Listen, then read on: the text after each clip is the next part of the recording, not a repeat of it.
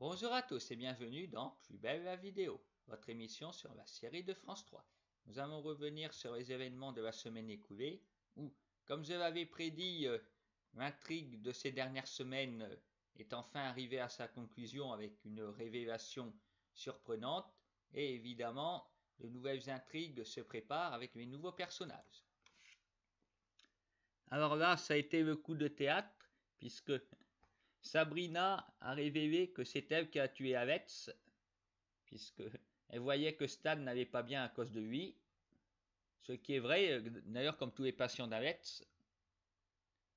Et la justice se rapproche d'elle, mais Stan a décidé de s'accuser pour la protéger. Donc c'est lui qui va retourner en prison. Vraiment, je m'attendais pas du tout à ça. Sabrina, moi je pensais que c'était la sœur d'Alex, ma grosse surprise.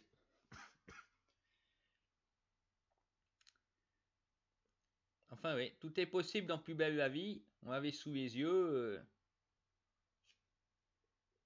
Non, je me demandais, Laetitia, qui elle en plus était allée à l'enterrement, Sabrina n'était pas allée, oui. Stan non plus d'ailleurs. Vraiment incroyable. Le coupable était là où on ne l'attendait pas. Évidemment, il y avait tellement de suspects potentiels qui étaient visés directement.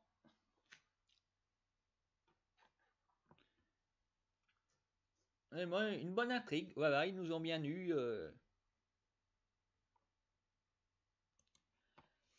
Alors maintenant, ce qui va occuper le devant de la scène policière, c'est l'infiltration de Barbara pour trouver des preuves contre Elena. Barbara qui se retrouve aussi à jouer un jeu quelque peu dangereux avec César, bon, qui est amoureux d'elle, qui a fait une déclaration d'amour. Elle continue à séduire Chris aussi pour arriver à ses fins. On ne sait pas si Barbara est vraiment sincère ou non avec Chris au final. Bref, elle va devoir donner beaucoup de sa personne. Alors, nouveau personnage cette semaine, c'est la mère de Rocha qui est arrivée à la coloc et qui réussit très vite à se faire accepter des pensionnaires. Une mère qu'on n'a jamais vue, qui sort un petit peu de nulle part. On croyait que César était la seule famille de Rocha, faut croire que non. Oui, comme je dis, ça plaît beaucoup aux occupants de la coloc, puisque Mousse se retrouve à dormir dans la chambre de Miva. Elle apprécie moins. Alors, tout l'intérêt que la situation dure.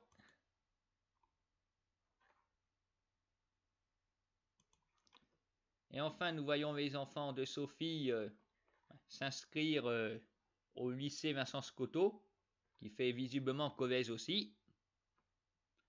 Ils seront en troisième avec Noé. Je suis surpris que Noé soit en troisième alors qu'il n'a que 12 ans.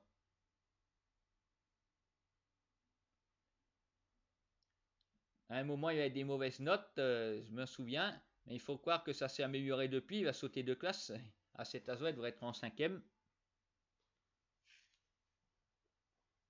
Lola m'a l'air d'être amoureuse de lui en plus. Bref, visiblement, Sophie va rester un petit moment à Marseille, puisque ses enfants, voilà, vont y passer leurs études. Elle a son travail temporaire ou non au bar de Roland, et surtout, elle habite chez Thomas et Gabriel. Bon. Le problème, c'est que leurs 2 semaines de vacances se terminent. Comme Baptiste l'a dit, ils rentrent la semaine prochaine, et elle a décidé de faire changer les serrures, quelque chose qui n'est pas terrible. Elle va vite fait se mettre à dos normalement, ils vont rentrer, ils vont trouver les portes fermées, ils vont trouver qu'il y a quelqu'un dedans. Après on se demande, oui, qu'est-ce que Rohan, nous cache, il va trop rien dire à Myrtha là-dessus, elle se pose des questions, c'est vraiment la fille d'un ami. Parce qu'après, si on nous sort encore, en fait ce serait la fille cachée de Rohan, il y a déjà eu Thomas comme fils caché, maintenant il y aura une fille, à un moment on soupçonnait Mélanie d'être sa petite fille. Je trouve que c'est nul et répétitif. On se demande pourquoi il fait autant de mystères, mais bon. faut bien des fois occuper les intrigues. Hop, nouvelle famille. En attendant que le mec violent vienne les retrouver, bien évidemment. Sinon, ce serait pas drôle.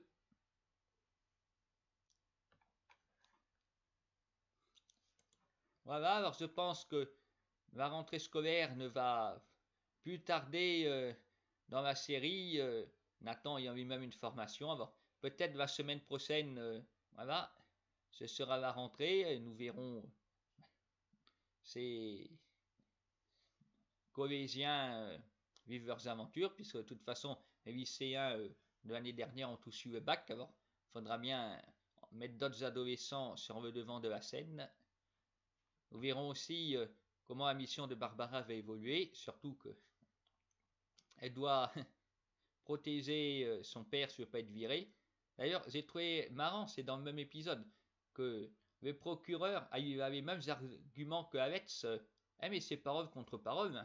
Oui, vous pouvez toujours dire que je m'occupe mal de mes patients, je dirais que c'est pas vrai.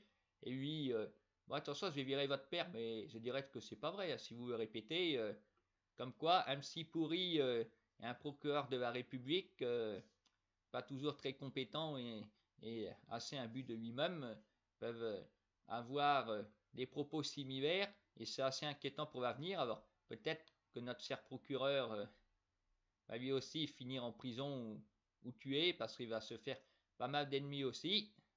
Nous verrons bien comment ça va se passer. Je vous souhaite une bonne semaine à tous et rendez-vous le week-end prochain pour analyser tout cela.